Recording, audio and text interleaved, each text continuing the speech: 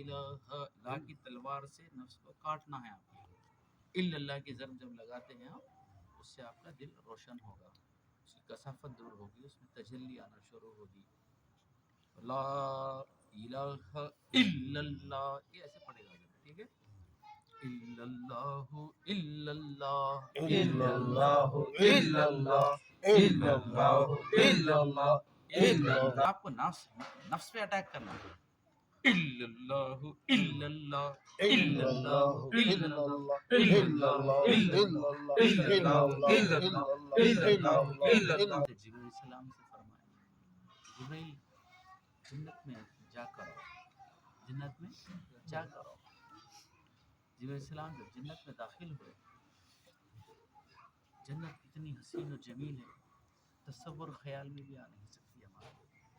تو جب وہاں جبرائیل السلام داخل ہوئے تو ان پر ایک تجلی بنی، ایک تجلی گری آپ کے اوپر، تو آپ سجدے میں گر گئے. جبرائیل السلام سجدے میں گر گئے سبحان ربی الاعلیٰ کہتے ہوئے، اور یہ خیال کیے کہ اللہ نے تجلی فرمائی ہے. اس وقت ایک ہنسی کی آواز آ رہی تھی، ایک مسکراہٹ کی ہنسی کی آواز آ رہی تھی، اور کہہ رہی تھی وہ آواز کہ جبرائیل سر اٹھاؤ، سر اٹھاؤ. جب سر اٹھا کے دیکھتے ہیں تو وہ حور ہوتی ہے. کیا ہوتی ہے وہ؟ حور رہتی، اتنی حسین و جمیل. اس کی مسکراہٹ کو جبرائیل السلام اللہ کی تجلی سمجھ کر سجدے میں گر گئے اور سبحان ربی الاعلیٰ کہنے لگے. تو وہ حور مسکراتے جبرائیل السلام سے کہنے لگی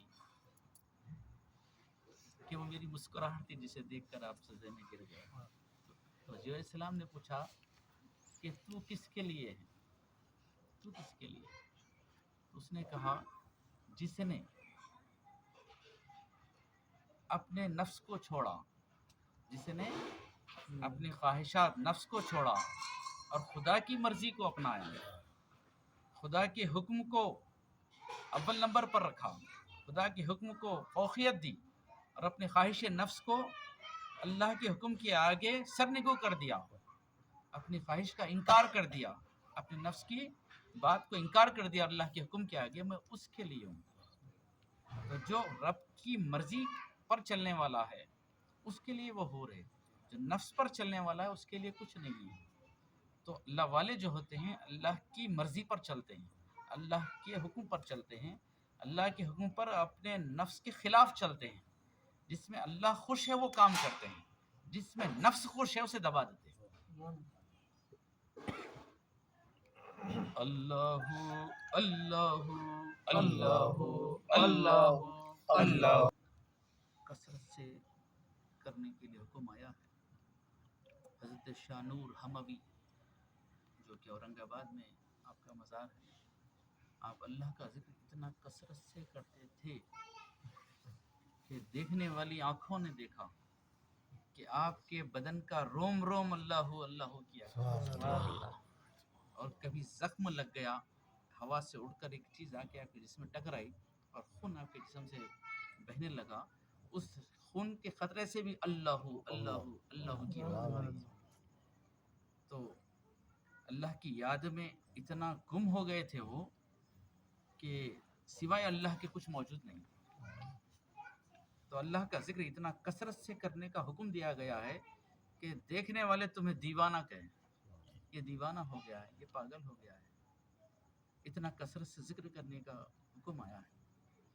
تو زبان سے بھی ذکر کرنا چاہیے، قلب سے بھی ذکر کرنا چاہیے، روح سے بھی کرنا چاہیے، سر سے بھی کرنا چاہیے، خفی سے بھی کرنا چاہیے، اخفا سے بھی کرنا چاہیے. ایک کے بعد اس کے اسٹیجز ہیں. جب تک آپ پہلی کٹھن منزل ہے، قلب کی منزل بہت کٹھن ہے. اگر یہ ایک بار روشن ہو گیا، ایک بار حرکت میں آ گیا، تو آٹومیٹک جو باقی کے جو اسٹیجز ہیں وہ آسانی سے آپ کے طے ہو جاتے ہیں. تو قلب کو زندہ کرنے کے لیے، قلب کو روشن کرنے کے لیے جب موقع ملے اپنے قلب پر توجہ دینا ضروری ہے، ضرب لگانا ضروری ہے، مراقبہ کرنا ضروری ہے، تاکہ نفس کی طاقت ٹوٹ جائے اور قلب کی طاقت ابھر جائے. جب قلب زندہ ہو جاتا ہے، اللہ اکبر، اللہ تعالیٰ فرماتا ہے کہ میں کسی چیز میں نہیں سماتا ہوں دنیا کی کائنات کی کسی شے میں سما نہیں سکتا ہوں، نہ آسمان نہ زمین، 7 طبق آسمان ہے اس میں بھی نہیں، کسی میں نہیں سما سکتا ہوں، لیکن مومن کے بندے مومن کے قلب میں سما جاتا ہوں۔ تو قلب کی وسعت کا یہ عالم ہے۔ شیخ محی الدین ابن العربی فرماتے ہیں کہ قلب کی وسعت کا یہ عالم ہے کہ ساری کائنات، 7 طبق زمین 7 طبق آسمان، قلب کی وسعت کے سامنے ایسے ہیں جیسے ریگستان میں 2 سکے پڑے ہوئے ہیں، 2-3 سکے پڑے ہوئے ہیں، اتنی بڑی وسعت ہے قلب کی، اور اللہ جو اس میں سما جاتا ہے۔ ہمیں جس مقصد کے لیے اللہ نے بھیجا ہے، اس مقصد کی تکمیل کے لیے ہمیں اپنے آپ کو ڈھونڈنا ضروری ہے۔ ہم ہر چیز کو جان چکے ہیں، ہر چیز کا علم رکھتے ہیں، لیکن خود کا علم رکھنا ضروری ہے، خود کو جاننا ضروری ہے۔ جس نے خود کو نہیں جانا کسی چیز کو نہیں جانا، خود کو جاننا ضروری ہے۔ خود کو جاننے کے لیے صحبت ضروری ہے، صحبت شیخ ضروری ہے، مجاہدے کے راستے سے گزرنا ضروری ہے۔ عبادت صرف یہی نہیں کہ آپ تسبیح لیے بیٹھ گئے، نماز پڑھ لیے، روزہ رکھ لیے، حج کے لیے زکوٰۃ، یہ سب عبادتیں ہیں، کرنا چاہیے، لیکن حقیقی عبادت آپ کی یہ ہے کہ آپ کا ہر عمل، آپ کا اٹھنا بیٹھنا دیکھنا بات کرنا، آپ کا سونا، آپ کا اوڑھنا بچھونا سب عبادت بن جائے۔ وہ کب ہوگا؟ ہم سرکار دو علیہ وسلم کی اتباع پہ چلیں گے، ان کے اسوہ حسنہ کو اپنی زندگی میں لائیں گے۔ ہم صرف سننے والے اور بھولنے والے اگر بن گئے تو یہ کام ہونے والا نہیں۔ عملی میدان میں آپ کو اتارنا پڑے گا اس راہ میں، پھر کامیاب ہو جائیں گے آپ۔ من جد وجدہ، جو کوشش کرے گا وہ پائے گا۔ تو ہماری جتنی کوشش ہے ہمیں اتنا ہی مل رہا ہے۔ ہم ظاہری کوشش کر رہے ہیں، ظاہری عبادت کر رہے ہیں، اس کا ظاہری صلہ مل رہا ہے، ہمارے گناہ معاف ہو رہے ہیں، جہاں کا وہاں برابر ہو جا رہا ہے، لیکن ہم قلب کو ہم زندہ کر لیتے ہیں، اسے روشن کر لیتے ہیں، اس کے جو فارمیلٹیز ہے اس کو پورے کرتے ہیں آپ، تو پھر بہت بڑا معاملہ ہے۔ پھر ہمیشہ کی زندگی ہے پھر آپ کی، کہ بتایا جاتا ہے کہ جس کا دل زندہ ہو جاتا ہے، جس کا دل زندہ ہو جاتا ہے وہ قبر میں جانے کے باوجود بھی وہ زندہ ہے، اور جس کا دل مردہ ہے، ظاہراً پھر رہا ہے، چل رہا ہے، کھا رہا ہے، پی رہا ہے، سب کچھ کر رہا ہے، لیکن وہ مردے میں شمار ہے، مردوں کی فہرست میں ہے اس کا شمار۔ جس کا دل اللہ کی یاد سے غافل ہے اس کا شمار مردوں میں ہے، اور جس کا دل اللہ کی یاد سے حاضر ہے، موجود ہے، اس کا دل زندہ ہے۔ ہمیشہ اس مراقبے کے ساتھ رہیں آپ کہ اللہ مجھے دیکھ رہا ہے، اللہ مجھے دیکھ رہا ہے، اللہ میرے ساتھ ہے، اللہ میرے ساتھ ہے، اللہ مجھے دیکھ رہا ہے۔ جب آپ کا ایک خیال بن جائے گا، یہ چلتا پھرتا مراقبہ آپ کے ساتھ شروع ہو جائے گا، آپ کے گناہ کرنے سے پہلے آپ کے ذہن میں آ جائے گا کہ اللہ دیکھ رہا ہے، اللہ گواہ ہے، اللہ دیکھ رہا ہے، اللہ میرے ساتھ ہے۔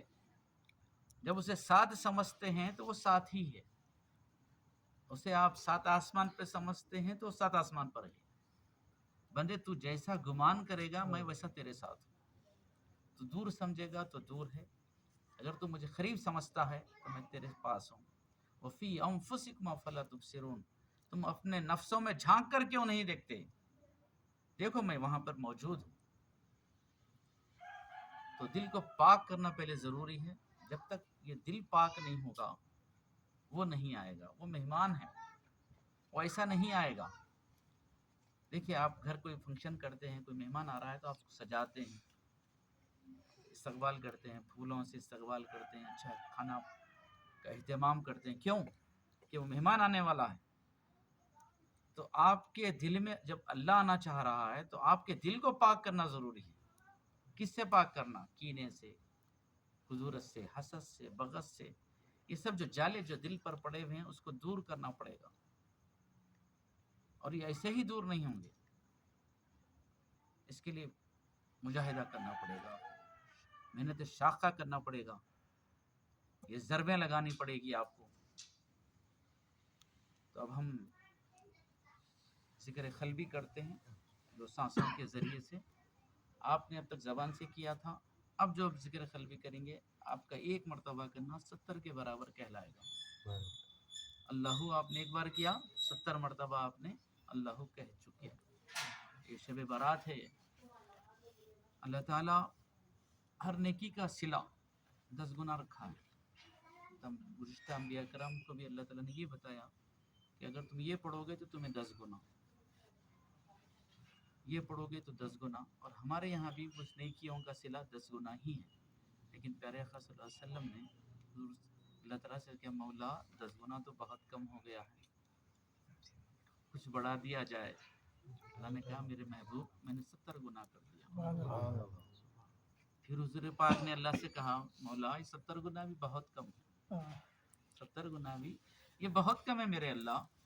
اللہ نے کہا ہے میرے محبوب جو صبر کرے گا، جو صبر کرے گا اور نیک اعمال کرے گا ان مخصوص راتوں میں. کون کون سی مخصوص راتیں ہیں؟ شب عید الفطر سے پہلی جو رات ہے، اور ذی الحجہ کی جو 13 دن ہیں، اور یہ شب معراج، شب برات، شب قدر، ماہ رمضان المبارکہ، یہ ایسی ایسی راتیں ہیں اللہ تعالیٰ اس کے اندر کوئی کوانٹٹی نہیں ہے کہ اتنا دے گا اللہ. آپ سوچ نہیں سکتے اتنا دینے والا ہے پروردگار اللہ. اور اس کی شان یہ ہے جب آپ گناہ کرتے ہو تو ایک گناہ شمار کرے گا. اللہ کی شان کیا ہے؟ جب بندہ گناہ کرتا ہے تو اسے ایک گناہ شمار کرے گا، دوسرا کرے گا تو دوسرا گناہ شمار کرے گا. لیکن نیکی کا معاملہ پروردگار کا ایسا نہیں ہے. وہ ایک نیکی کے بدلے میں تول کر دے گا آپ کو. روز محشر جب نامہ اعمال میں آپ کے جب پلڑا تولا جائے گا نیکی اور گناہوں کا، تو آپ کی ایک گناہ کے بدلے میں ایک نیکی نہیں، ایک نیکی کے بدلے میں ایک گناہ نہیں، ایک گناہ ایک ہوگا. 2 کرے گا تو 2 گناہ ہوں گے، لیکن ایک نیکی ایک نہیں ہوگی. وہ اس کو تولا جائے گا ایک نیکی کو، اور وہ ہزاروں گناہ جو اس سے ملیامٹ ہو جائیں گے. تو یہ بے حساب اللہ تعالیٰ جو ہے ان راتوں میں اس کا اجر عطا کرتا ہے. اس کی وجہ یہ ہے گزشتہ جو امتیں تھیں وہ ایسی امتیں تھیں کہ 80 سال تک میدان جہاد میں جنگ کرتے ہوئے رہتے تھے. اب بتائیے ان کا ثواب، ان کی عبادت، ان کی ریاضت کیا ہمیں وہ حاصل ہو سکتی ہے؟ ہماری تو زندگی نہیں ہے 80 سال، 50 60 70 100 سال گزر کے بہت بڑی بات ہے. تو یہ جو چیز ہے حضور اکرم صلی اللہ علیہ وسلم کی امت کو حضور کی طرف سے یہ تحفہ ملا ہے. تو ان راتوں میں جو بھی آپ جتنا بھی عمل آپ کرتے ہیں وہ ہزاروں لاکھوں گناہ ہے، اس کا ہم شمار نہیں کر سکتے. اور یہ ساری جو محنتیں آج جو کر رہے ہیں اس کو ضائع نہیں کرنا ہے. آج آپ توبہ سچی کر کر پاک صاف ستھرے ہو رہے ہیں آپ. پھر ہم یہاں سے دنیا کے بازار میں چلے گئے، پھر سے ہم جھوٹ، پھر فریب، پھر دھوکہ، پھر ظلم، وعدہ خلافی، پھر اس میں الجھ گئے ہم غیبت میں، شکایتوں میں. تو پھر آپ کی جو نیکیاں آپ نے جو جمع کی ہیں پورا ختم ہو جائے گی. اور آج کا دن بجٹ کا دن ہے. آج شب برات بجٹ کی حکومت کے معاملات جو ہوتے ہیں وہ سال میں ایک مرتبہ بجٹ پیش کیا جاتا ہے کہ اس کا ریٹ بڑھایا جائے، اس کا کم کر دیا جائے، فلاں ایسا کر دیا جائے، فلاں ایسا کر دیا جائے. ایک بجٹ بنتا ہے. تو اسی طرح شب برات بھی ایک بجٹ کی رات ہے. اس کے اندر آج ایک آدمی گناہ کرتے پھر رہا ہے، روڈ پر ظلم کرتے پھر رہا ہے یا شراب کرتے پھر رہا ہے، ہنسی محفل کے اندر ہے، گانوں کے اندر مصروف ہے. لیکن آج اس کا فیصلہ ہو رہا ہے کہ اس سال شب برات میں فیصلہ ہو رہا ہے کہ آنے والا سال اسے ملنے والا نہیں ہے، وہ اس دنیا میں رہنے والا نہیں ہے. ہر ایک جنت میں درخت ہے، ہر ایک کا نام اس پر لکھا ہوا ہے، اور جس کی باری آ جاتی ہے اس پر رائٹ مار دیا جاتا ہے. اور جس پر رائٹ پڑ گیا ہے اور ان کا سروں کا معاملہ ہونے والا ہے. رزق دے دیا جائے گا، عزت دے دی جائے گی. آپ جو مانگتے ہیں ایسی خاص راتوں میں اللہ تعالیٰ وہ دے دیتا ہے. تو ہم ایسی راتوں کا بھرپور فائدہ اٹھائیں، دنیاوی لہو لہاب میں نہ گزاریں. پتہ نہیں ہمارا نام اس میں اگر آ چکا ہے کہ پھر سال ہمیں دیکھنا نصیب نہ ہو، تو ایسے دن کے خاطر ہمیں اپنے اعمال کا محاسبہ کرتے رہنا چاہیے، اپنے آپ کو گناہوں سے بچا کے رکھنا چاہیے. ورنہ ایسا نہ ہو کہ ہماری ساری محنتیں رائے گاہ ہو جائے، ہم اللہ کے سامنے جواب دینے کے لائق بھی نہیں رہیں گے کہ میں نے تو تجھے شب برات دی تھی اور تو نے اس میں مجھ سے معافی نہیں مانگی، تو نے مجھے راضی نہیں کیا، سچی توبہ نہیں کی. تو نے اپنے دو آنسو نہیں گرائے میرے سامنے. اللہ تو رحیم و کریم ہے، بخشنے کے لیے وہ تو بس چھوٹی چھوٹی چیزوں کی ڈیمانڈ کر رہا ہے، لیکن آپ اس سے بھی پورا نہیں کر رہے ہیں، پھر اس کا انجام کیا ہوگا سوچ لو. تو سچی توبہ کرنا ہے اور اس ارادے کو اپنے ذہن نشین کر لینا ہے کہ ہماری زندگی کے اندر دن بدن اسوہ رسول اللہ صلی اللہ علیہ وسلم کو اپنانا ہے، تعلیمات اولیاء کو اپنانا ہے، اپنے سانسوں کی حفاظت کرنا ہے، گناہوں سے خود بھی بچنا ہے، دوسروں کو بچانا ہے، اپنے اہل و عیال کو بچانا ہے، دین کی دعوت پر عمل خود بھی کرنا ہے، اور اپنے اہل و عیال کو، اپنے رشتہ داروں کو، ان کو بھی جو ہے اللہ کی طرف، رسول اللہ کی طرف جوڑنا ہے آپ کو. ٹھیک ہے، اب ہم مراقبہ کرتے ہیں. سب سے پہلے ہم لا الہ الا اللہ کریں گے سانسوں کے ذریعے. ناف سے کھینچیں گے لا الہ الا اللہ محمد رسول اللہ. ٹھیک ہے،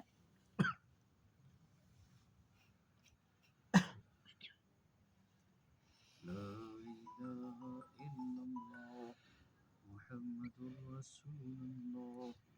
لا الہ